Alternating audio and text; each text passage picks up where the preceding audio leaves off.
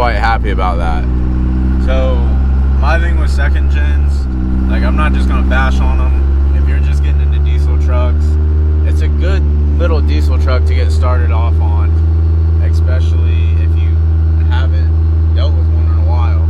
yeah. But that being said, they are downsides. So these second gens, the majority that you find are older, and it's hard to find one that's show truck quality. And I'll put a couple pictures here of ones that are show truck quality. But that being said, if you want to get into diesel trucks for a reasonable price, a second gen's where it's at, right? For a reasonable price? Yeah. Yeah. After working on it, everything's pretty straightforward. It's, you know, a lot of engine baby, and then it's an inline 6, turbos right on the side. Other than that, I mean, you can make it peppy and then fix all the rust that comes with all the second gens. Yeah, because second gens, me, I like going fast, so when I got this, I put go fast parts on this. A lot of go fast parts on A lot of go fast parts on this. And the downside with that is, like, you have to get your trans bill. Obviously, any Dodge transmission, whether it's a 47RE, 48RE, anything like that. But that being said, like, it's reliable. Like, these trucks, like this truck has been nothing but reliable for me. And when things go out on it, it's usually very simple things that you can fix relatively quickly and for relatively not that bad of a price. But yeah, so there are upsides, there are downsides. I'm selling mine because I'm moving on to LS stuff. But if I were ever to get into a Cummins again, I would only get into a third or a fourth gen. Yes, some of them have EGR stuff and things like that, but They also take EFI Live. yeah, and on Cummins you have to get the 2006 up ECM to use EFI Live, which in my mind, with the way that the diesel market, the automotive market, everything is going, EFI is the answer to everything. Especially playing around with HP tuners, like, it's so, like, I don't have any knowledge with diesel tuning. I'm just starting out with gas tuning, but the power benefits that you gain just from tuning and the ability to tune is so much greater than anything that you can get rather than anything else. Like this, like, you can see it's dated, the interior is dated. Like, you can get a 2006 with a more modern interior and put the same amount of money that I put into this and have a reliable 700 horsepower truck with a built transmission. That being said, like, any vehicle may or may not have rust, especially with us being in the Midwest. Midwest vehicles, see some of them over there. Yeah. They have rust. They have surface rust. Like our buddy's Johnson's truck, he just had his paint on his brand new Ford start to patina, but that's Ford stuff. But other than that, there's just so many reasons to just go and get a newer vehicle for a relatively higher price because you can get more for your money. Like, am I saying go and spend all the money that you can?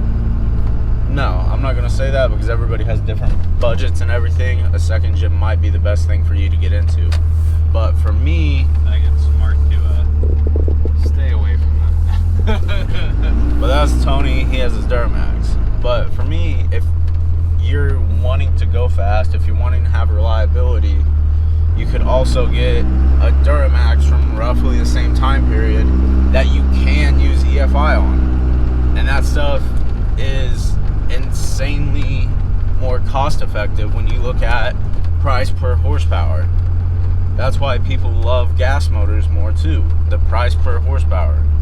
You can get more for your money. But everybody has their own thoughts, opinions. While I own my second gen, I loved it. It's getting sold today.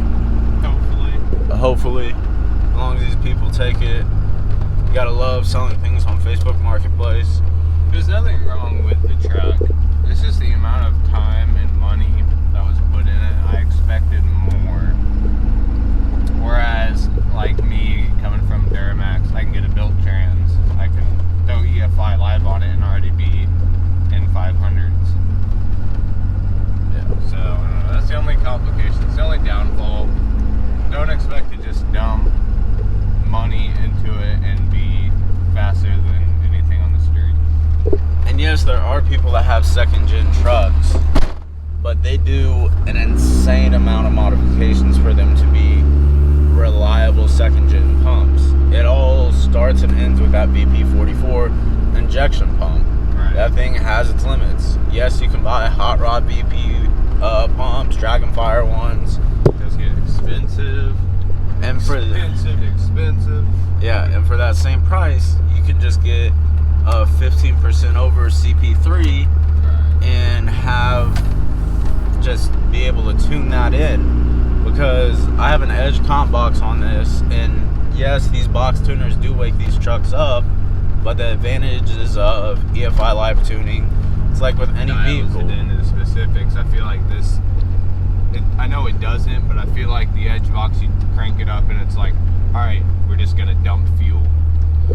Yeah, so like that's my thing. Like box tuners, we might get into that with another video or something like that, but they're just box tunes that go and affect timing and fueling, and you can't do anything about them. You just put it on a level and you can dial back fuel on these comp boxes, but other than that, it's just a hope and a prayer.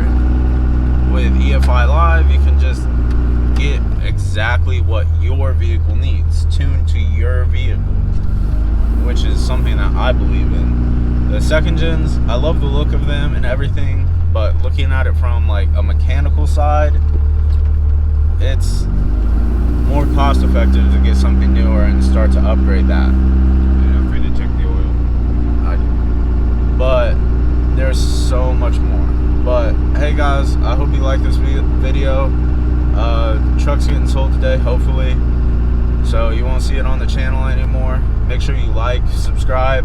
Giveaways going on, so make sure you subscribe to our Instagram and subscribe to our YouTube channel. The link for our Instagram will be below in the comments, and we hope you like this video. Alibaba. There she goes, just like that.